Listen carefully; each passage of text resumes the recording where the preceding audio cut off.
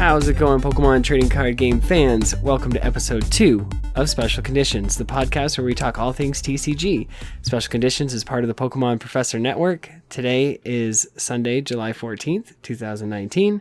I am your host, Adam Tuttle, joined by my co-host, Josh Brown. How the heck are you? I'm doing great, Adam. How are you, sir? Doing good. Did some Entei raids today? Myself as well. How did yours turn out? Mine was really good. I got 100% and a shiny. Ooh, how many raids did you do? 24. Oh boy! Wow, you went hard. I did, and nice. For our rural area, it was the most you could possibly do. I think in the time given. Sure. Because we had to go from one area to the next. When you raid like that, do you walk the whole thing? Do you drive? Drive. There's no way you could walk to all of these. If I walked, I could probably get done about 10 max. Okay. Nice. We did 13 today. Got 2 shinies. Ooh. Felt pretty good about it. We started at the community college, and then right up the road is like the main hotspot for Pokemon Go players, and we walk the whole thing. So like around there's like 10 gyms, just like around one park. That is fantastic. Yeah, it's a solid area to do those things at. So about 2.5 hours, 2 hours and 15 minutes or so. We got 13 raids in.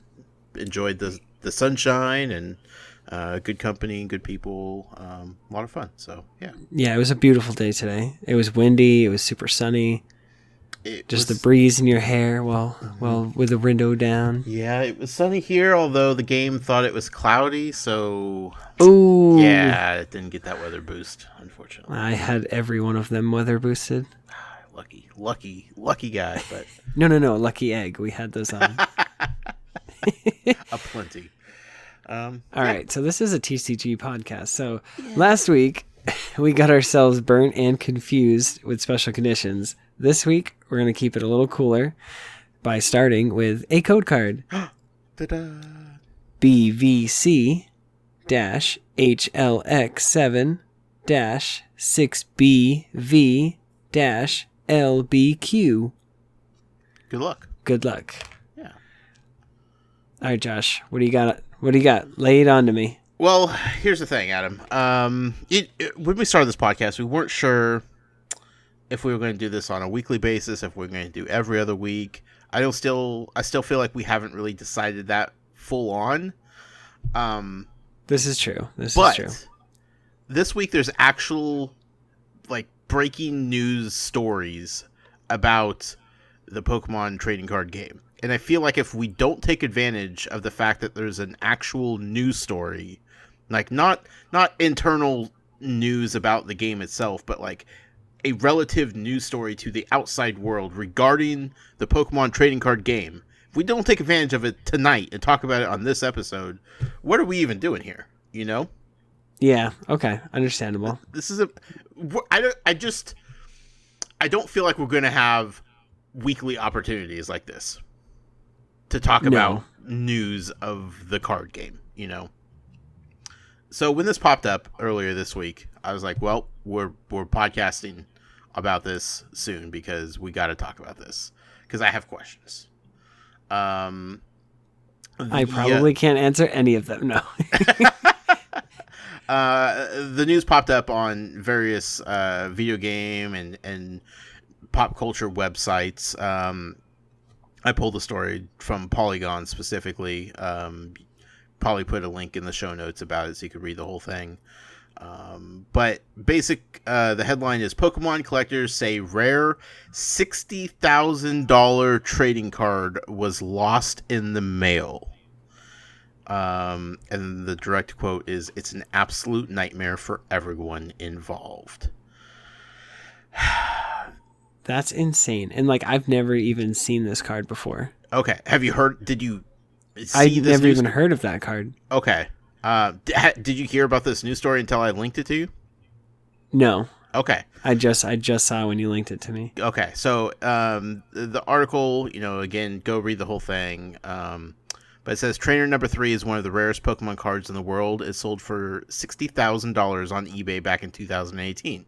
But when the seller tried shipping it overseas to the buyer, the card mysteriously vanished. That mishap is rocking the world of Pokemon trading card collectors. Trainer number 3 is considered a highly valuable card because of its historical value. The collectible was given out back in 1999 to the third place winner in a Pokemon competition in Japan called Super Secret Battle, which sounds like a super secret tournament to be fair. Yeah, like probably many people didn't know, invite only type of thing. Probably. I don't know. Article says, which is to say it's very unlikely that you have one of these puppies in your old collection unless you have a fake or something. The card that came in the hands of the eBay seller Pokemon Place was sent out via USPS with an insurance over $50,000, the highest that you could insure an item via the mail through the service. The card, which was delivered with an assortment of other items by the shipping company, was never received, according to collector and Pokemon trading card authority SM Pratt. Okay, SM Pratt maybe? Yeah, I watched the video. That's what he said. The parties involved have no idea if foul play was involved. Then they go on to say that there is a $1,000 bounty to anyone who has information on the whereabouts of the card. They don't want to seek legal action. They just want the card back. So... Yeah, because it's like nobody wants to see it destroyed. I can understand that. Yeah. It's very valuable. Right. And also, like, if somebody stole it, if there's foul play, like, you can't turn around and sell it because it would immediately get flagged as, like, hey, no one else should have this card type of thing, right? Yes. Yeah. That's wild. Is this the most expensive? No, the Illustrator card is the most expensive. Illustrator card? What's that? If you watch the video, it's like he shows that it's basically like Pikachu drawing on like a piece of paper. Okay. It's a trainer card. Why is that one so expensive? I think it was just the first card. Oh, okay. Gotcha. So, do you have a $60,000 card laying around, Adam, by chance? Well, no, I don't think so. I mean, I definitely have a Charizard, but I don't think it's worth anywhere close to that. Sure. That's unfortunate. It's not PSA graded or anything like that. That's wild, though, man. I feel like if I sold something that expensive, or if I bought something that expensive, I would buy the plane ticket to go pick it up or to deliver it. I would not trust USPS to deliver something worth $60,000. I would have sold it on eBay for, $55,000 and then use the other $5,000 to go get, or to get plane tickets and stuff. I mean, even like a $500 plane ticket round trip. You don't even have to stay overnight. You just jump off the plane, pick it up, and then turn around and go back. Like, man, that's just wild to me. I can't trust the USPS to deliver anything with any regularity. Much less something that expensive. Yeah, they're always like, wait, is this fragile? I'm like, yes. Anything I send is fragile. Right. I don't want she's like, oh, because I was just going to throw it on there. And I'm like, glad you didn't. It's the last thing I need. Bend my stuff. Jeez. Well, let's hope the card returns to its either rightful owner or the place that shipped it off so they could try it again. But, man, that's wild to me. That's just crazy.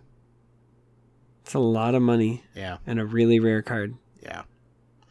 I hope the case gets solved. I hope the rightful owner gets it back. Sure. I saw the card, like the picture of it. Like, nothing looks cool about it. No, not at all. It's just like the it's like first, second, and third are like, they're trophy cards. Yeah. Which they did something when I, first came back into the game during like the Dragon Frontiers age. They were giving out, instead of calling them like league challenges, they called them battle roads. And that was like the lowest scaled event. And the winner of that would get a victory medal. Okay. So they had gold, silver, and bronze. And so I had several. Sure. But thought I was cool and was like, I'll sell these. And this was like little me thinking that like, that was the right move, and that was not the right move. I should have held on to them. I think I have one card left that is a victory medal, and it's a Typhlosion. But I'm keeping it. Sure. It's worth more as a sentimental / Absolutely. really rare card. Yeah. That's cool. Well, maybe one day I'll have cool collectible cards to show off or possibly lose in the mail, but not yet, Adam. Not yet. And you're like, I have this stack of just plain non-shiny cardboard that is probably worth a penny. Maybe, if I'm lucky. Each? Yeah. Maybe they're worth less. So that's the hot breaking news for the Pokemon trading card game this week. If you know about the card, help somebody out. Help them be reunited with the card, please. Yeah, get in contact with SM Pratt. Yes. He seems to be the one to go to. Or your local authorities. Walk in with a Pokemon card and say, I need to return this, please. Don't ask questions. See how that goes. Just leave it there and say, look on eBay or something. Say, the bad boy of the Pokemon TCG told me to bring this in and do the right thing. Okay, so, Adam. Now that we've got the breaking news out of the way. Is there something specific that you wanted to talk about this episode, or did you want me to reveal my question of the week to you? You reveal your question. I was going to pick something. Okay. But then I was like, no. Okay. Perfect. I like this. I vowed to you when we started this podcast that I was going to bring a question to you every week so I could learn about this game, learn about how it's played, how to win, how to be the best. All the good things that I need to know in time.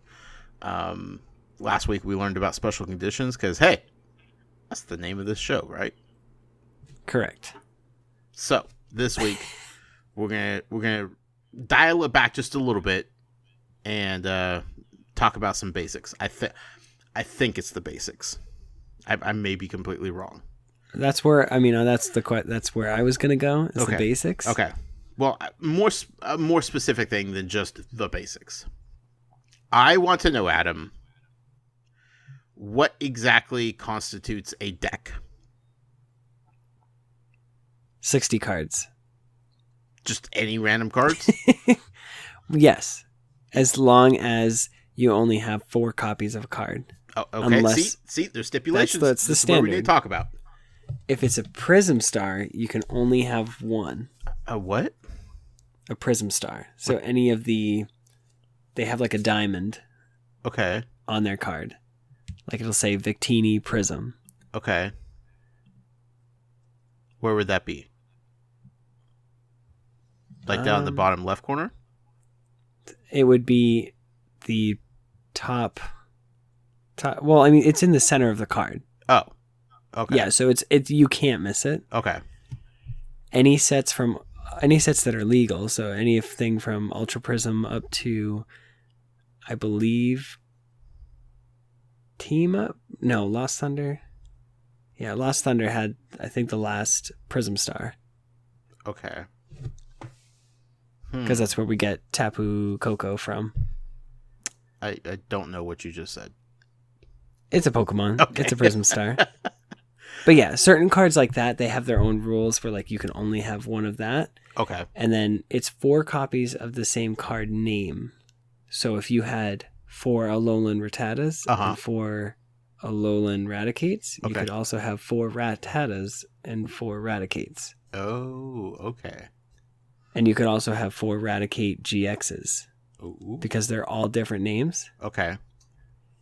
So you could just have a rat deck if you really wanted to get down to it. Okay.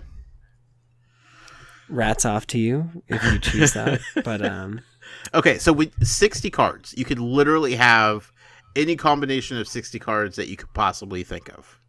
Yes. As long as you don't have more than 4 of the same.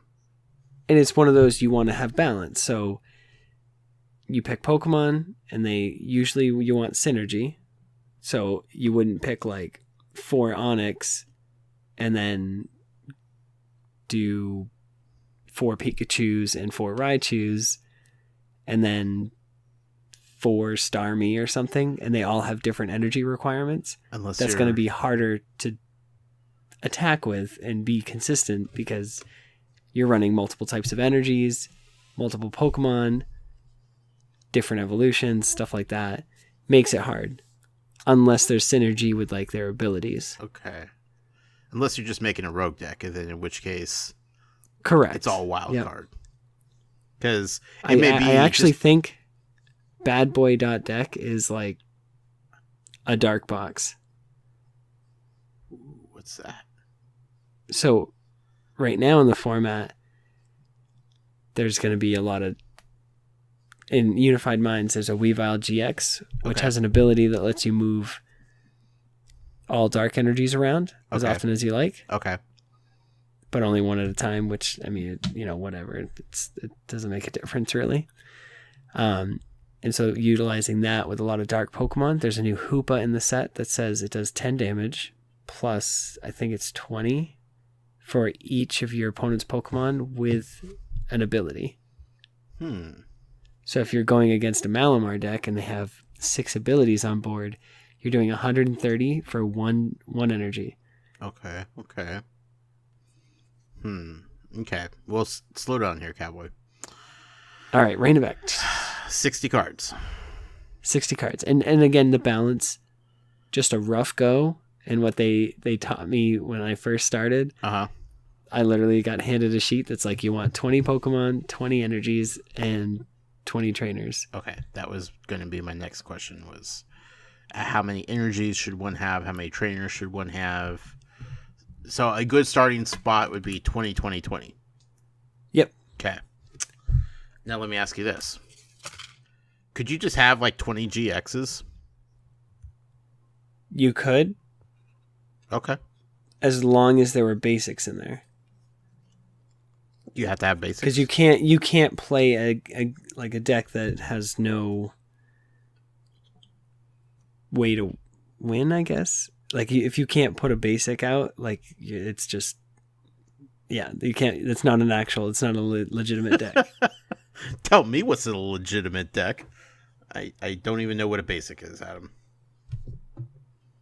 A basic is like a Pikachu, a Charmander, okay, a Squirtle, a Bulbasaur. But why do you need that to win? Because if you want to get to Charizard, you got to start somewhere.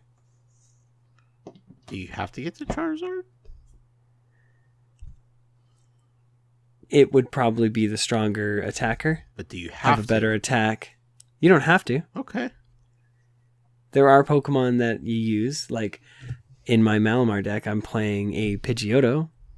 I don't even have a Pidgey in the deck. I have a Ditto Prism Star, which says, it has the ability where it can evolve into a stage 1. But it doesn't matter. Like it's evolve into a stage 1 of anything. Which would be like the Wartortle, the Charmeleon, the Ivysaur. Sure. Okay. I have a lot to learn, I'm starting to realize. Right. Okay, 20 Pokemon, 20 energy, and 20 trainers. I was under the assumption that trainers were just useless. And didn't need any of them. And most of them are useless. There are a handful of good ones. Okay, like trainer number 3, that's worth $60,000. Like apparently trainer number 3. Well, realistically, the Battle Road cards just said like flip a coin if heads, draw a card. Okay. Yeah, so they weren't like fantastical. But yeah. The trainers help you draw cards. The trainers help you search out a specific Pokemon. Okay. A specific energy.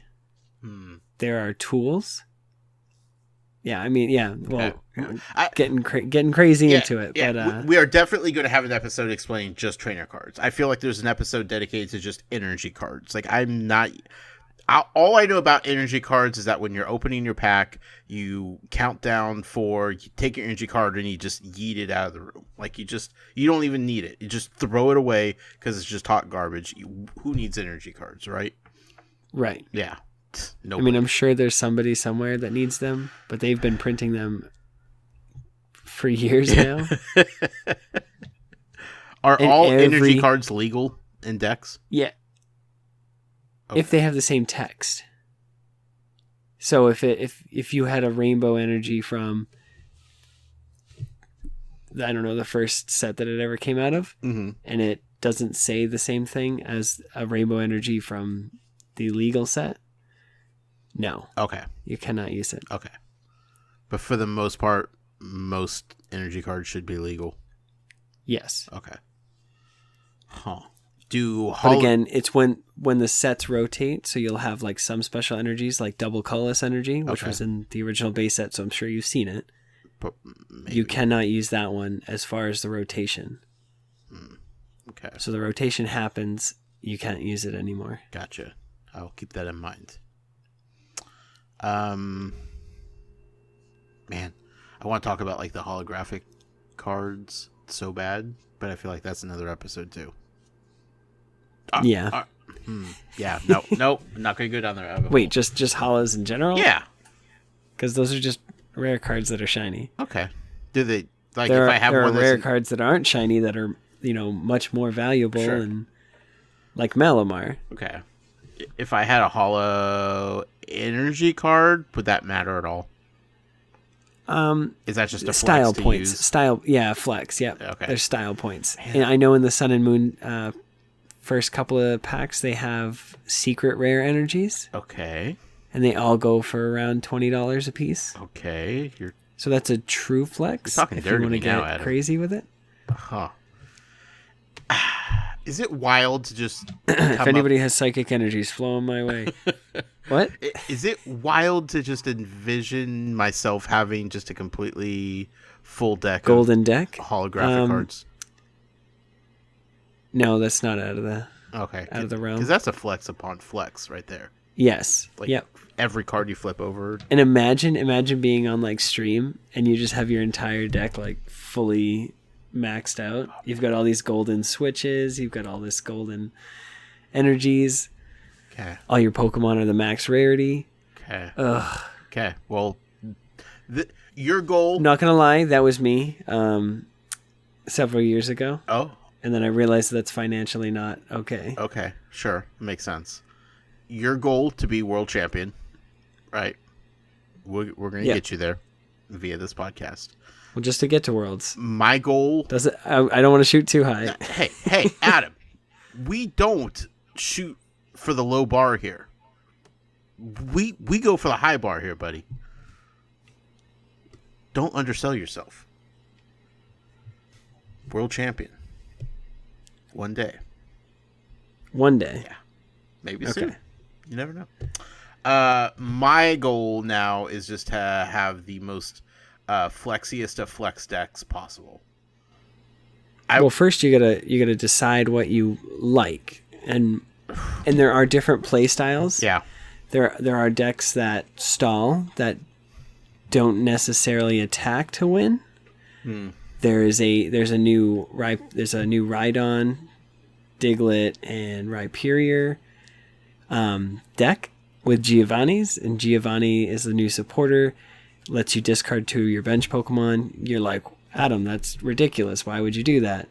Well, Digletts have an ability. If they're discarded in that way, you can discard the top card of your opponent's deck. Okay. So it's essentially milling them. So Sure. making them go down to 0 cards in their deck. Once they can't draw for their turn, they lose the game. Right. Okay. And when you evolve Rhyperior or into Rhyperior, it like discards the top 3 cards of your opponent's deck. Then there's Devolution Spray, which brings Rhyperior back to your hand. Rhydon, I believe it discards, I think, 2 cards off the top of the deck, but if you played a Giovanni's, you discard an additional 2. Okay. There's like a whole deck just involved in discarding cards. Sure. There's decks that do all about the special conditions.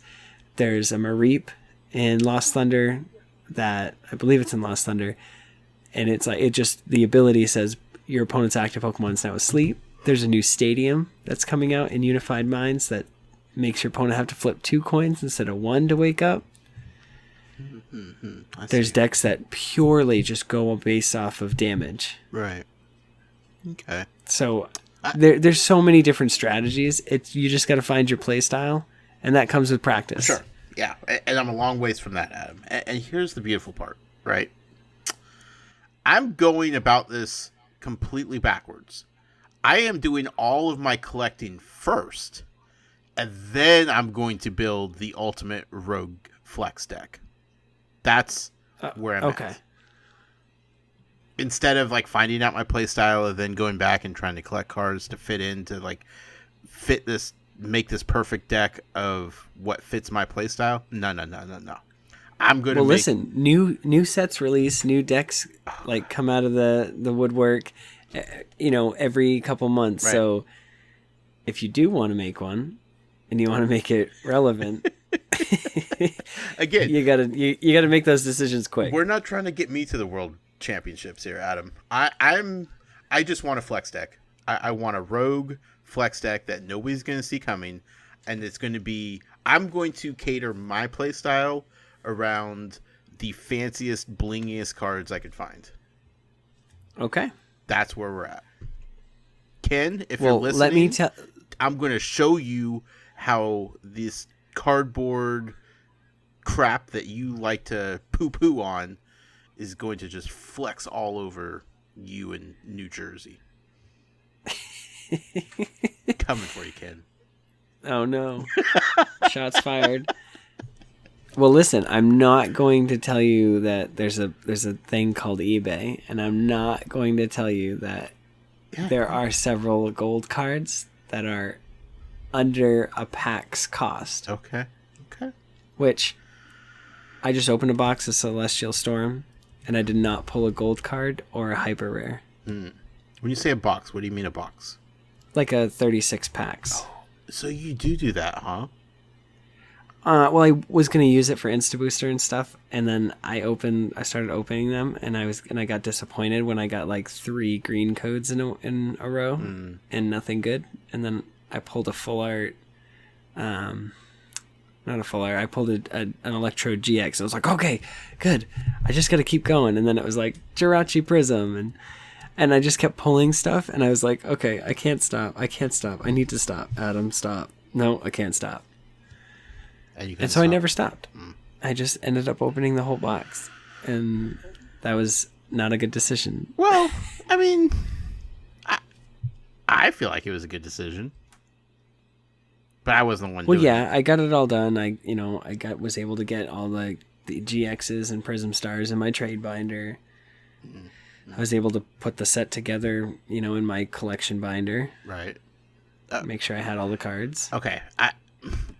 I'm putting this out here. We are going to have an episode that's just about binders. Like, I don't know if either one of us are taking notes, but I have so many questions about the collecting aspect of this. And I'm going to try to balance it out. I'm just changing everything that I knew about myself and me collecting. I had to change. Okay. I literally just looked at a type and was like, these are all grass. I'm going to put those in there.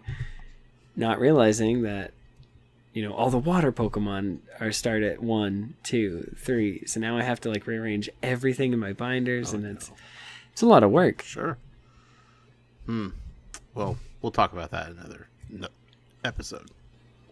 Do you get your booster boxes? We already talked about it. We're good, Do you get your booster boxes from eBay, or where do you tend to get them from? I found it on Facebook not Marketplace. I found it on Burbank City. Okay. I think I sent you the link that you should join them. You just got to be careful, but for the most part, I think people are good on there. Sure. Interesting. Okay. There's a lot. It's a road I am nervous yet excited to walk down. Well, Burbank City, used to be a stadium that did extra damage to your Pokemon that were poisoned. So be careful going in there. I will certainly try. Well, yeah, that was my question this week, Adam. Was just what's a deck? 60 cards is what I know. 20 is a good place to start. Yeah, and I mean, honestly, energies can. I feel like it's about the Pokemon and the trainers used in cahoots with them, right. Because realistically, there are ways to get energies back into the game. Like, I'm going to keep going back to Malamar. I only play, I think, 10 or 11 energies, and it's like I'm recycling those energies over and over and over again. So I only need that many because I can easily search them with Viridian Forest, a stadium that lets you discard one card from your hand and then search your deck for a basic energy. Right. So it's like with stadiums and other search allowing you to be able to search through your deck really quick, you just got to assess the situation and be like, well, do I play anything that lets me go get energies? And if not, let me up that a little bit more. Well, I want to say that I know exactly what you're talking about. Not quite. But sometimes I feel like I'm just talking gibberish, but I know somebody out there understands. Oh, yeah, it. no. Trust me, the listening audience knows exactly what's going on. Me, not so much. But that's why we're doing this show, right? That's the fun of it. Correct. Yeah. So I did want to bring up one specific card. This is the card that I wanted to bring up for the show. Yes. It's Weavile from Ultra Prism. Okay, I've been looking at this for 20 minutes now. It's a stage 1. Okay. Which means it evolves. Okay. So you have to have a Sneasel first, and then the next turn it has to be down for a full turn, and then you evolve it into a Weavile. Oh, okay. Gotcha. And any damage that was on it stays on it. Okay. Fair. Because it's so like the damage isn't like a special condition. Okay. That makes sense. But if there was one on it, it would be gone. Oh, so the special condition would eliminate with the evolution. The evolution, yep. Okay. But not the damage. Because it's a token that's on top of the card, so when you evolve it, you remove the token. That makes sense. Type deal. That makes sense.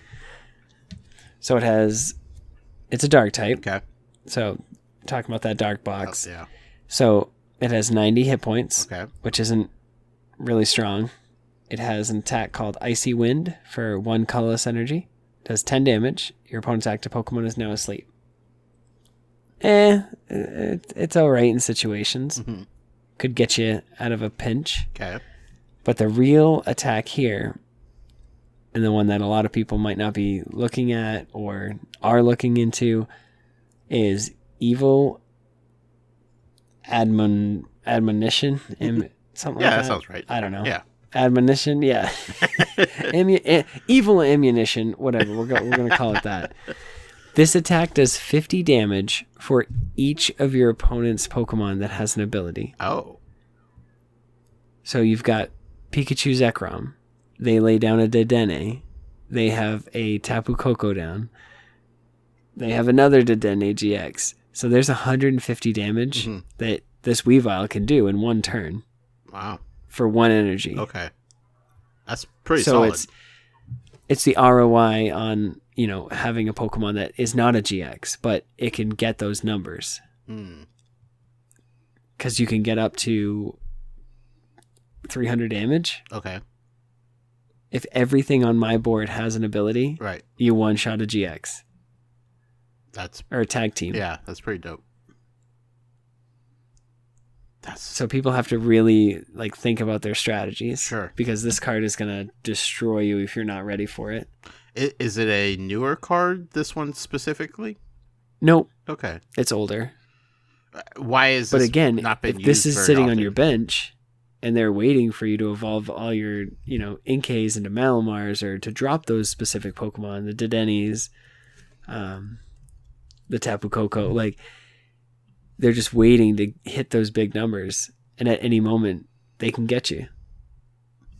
And realistically, it's harder now to pull up something from the bench because all of the gusting effects have they're gone now. Okay. You don't kind of have to worry about getting your bench Pokemon that you work so hard discarded, or switched out to the active.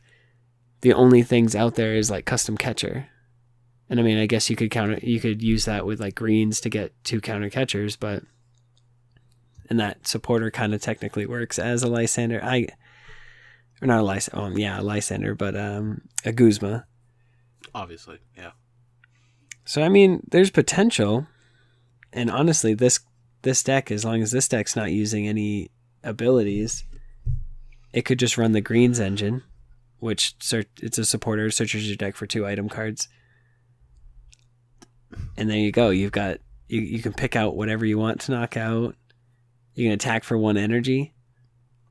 So would this card be good in a dark deck, essentially, or? Yes. Okay. Because the energy requirement is a dark. Okay. So it's either basic dark or a rainbow energy, okay, which can be anything. But when you place it down, they take 10.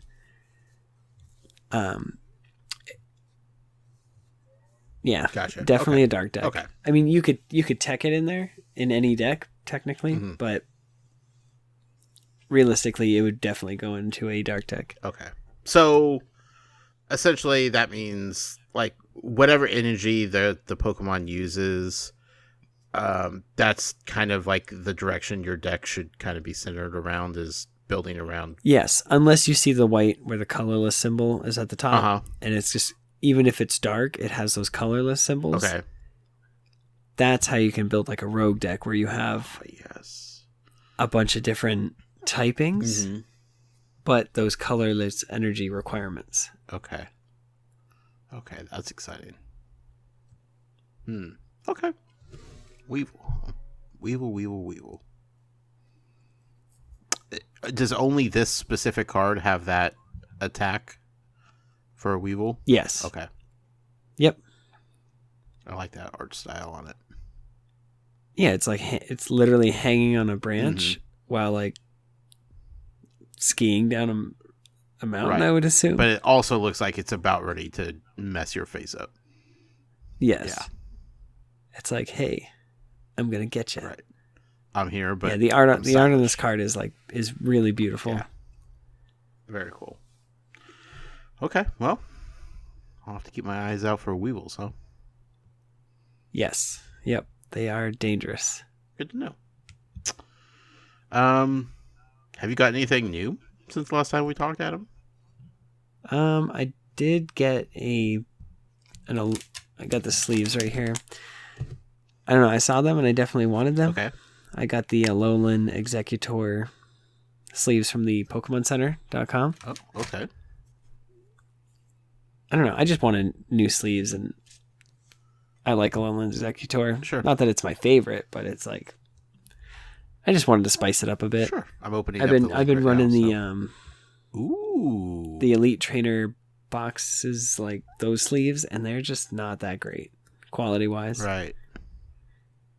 Yeah, I feel like we could have a whole episode just on sleeves, but man, this is cool. Oh my god. Yes, we can. I love the colors. And that goofy Pokemon. It's so good. Yeah, I don't blame you for picking some of those up. Are there... Don't get too far into this question I'm about to ask you, but are there lots of different sleeve styles to pick from? Yes. Now, I'm like... I'm at this point where I don't know, because Pokemon Center is selling them. Right. And I'm pretty sure if it's a Pokemon licensed product, it's legal for tournament play. Mm-hmm. Okay. Wait, sleeves have to be legal? Yes. It just can't, like, it can't be any third party sleeves that have images. But it's just on the back sleeves of them, right? that are just basic colors, A-okay. Okay. But like I have a bunch of PAX East sleeves that I got this year. I'd love to use them. That would be the reason to use them. But I don't think that they are tournament legal. Wow. Okay. Yeah, we're saving this for the sleeve episode. Okay. I have so many questions about just what you just said right there. But I like You can't have Mario on your sleeves while you're playing the Pokemon. Adam, the bad boy Just letting you know. of Pokemon TCG. Don't care what kind of sleeves you tell me. You're literally going to have them made, and you're going to have the hashtag bad boy. Yeah. Rogue Flex Deck. Just big old glitter embossed lettering on the back. This is going to be so good. I'm sure you could get that made. If not into sleeves, definitely into a playmat or a deck box. Yeah. Wait till somebody tries to tell me they're not legal. Ha! They don't know who they're messing with, Adam. These are cool. I'm pretty sure they'll just like drop you from the tournament. Yeah. Fight my way back in. These are cool sleeves, Adam. I like them. I am scared to even click further into this website to look at others. Oh my God, don't. Yeah, nope. Literally, it's a death trap. Yeah, not doing it. Closed out. But I'll be back. Do you want to know what I picked up this week? What'd you pick up? Well, I had already gotten them. It was the remaining 3 packs from that Kangaskhan GX, DX, EXG box. GX box that we talked about last week. The pack I opened on air, not the best, right? Nothing too exciting about it. No, it wasn't. It wasn't that great. No, it's okay. You don't have to sugarcoat it. You can tell me. It was awful. It was the worst. So then I went downstairs. It could have been worse. And I was like, well, that pack sucked, but I have 3 others. Might as well open these and see if I can pull something good from them. And it's actually the picture that I took and sent to you right after opening and finding it. It is the Gardevoir. Oh, I know. And Sylveon GX tag team card. Whew. Oh, man. See, I don't even have that. It's a beauty. It's so beautiful, Adam. It's so shiny. The colors are fantastic. I have no idea how tag team cards work. They're basically a basic Pokemon. Yeah, it says basic in the top left. Yeah, so you can just put it down. Yeah. But if I knock it out, I have 3 prizes I get to take. If. Awfully hopeful, Adam. Awfully hopeful. Hey, if I'm going to be a world champion, I got to do something somewhere. Well, that's true. Just don't take my card because I love it so much. I love the pink and the green. I don't know why these 2 specifically are tag team. Well, they're both fairies, but I don't see any. And I mean, they were both GXs in like multiple sets. Okay. Leading up to now, Gotcha. So I get it. Yeah. But at the same time, there's no like correlation. Yeah, they have some awesome movesets too. They have Fairy Song. They have Kaleidostorm. Great name. Kaleidoscope? Kaleidostorm. Kaleidostorm. Move any number of energy from your Pokemon to your other Pokemon in any which way you like. I like it. Yeah. Sounds pretty legit. And then the GX move is Magical Miracle GX. If this Pokemon has at least 3 extra something energy attached to it. Probably fairy. Probably. Has like the wings with a star above. Yep. Okay, fairy. 3 extra fairy energy attached to it. In addition to its attack's cost, your opponent shuffles their hand into their deck. You can't use more than 1 GX attack in a game. Like that's it? Like just I'm going to attack you and shuffle your hand into your deck? Yeah. So now you're quote unquote top decking? Right. To win the rest of the game? Wow. Yeah. It's a solid move right there. I think. I don't know. It sounds pretty cool. I don't know. It's a fun card. That seemed like the best card that I pulled out of the remaining packs. Maybe there's a hidden gem in there that I didn't know about, but looks wise, Adam, that was definitely my favorite of the remaining packs. So that's my proud pickup of the week. Awesome. Yeah. But of course I opened all the other packs, so now I have to figure out what I'm going to do for next week. But hey, I'll figure that out. It's okay. I'll be there with you. Yeah, you will. But Josh, I think that's the show. That was a good one. I feel good about that one. We do have an email now, so you can email us at specialconditionstcg@gmail.com. I would love for some emails. Yeah. I would kill for some. Wait, No, I wouldn't not kill. kill. I would take all 6 prizes for. I would flex hard for some emails. Yeah, so check out everything that we're doing over at PokemonProfessor.com. Thank you everybody for making it this far and listening. Appreciate it. And remember, if you're affected by a special condition, don't forget to use a full heal.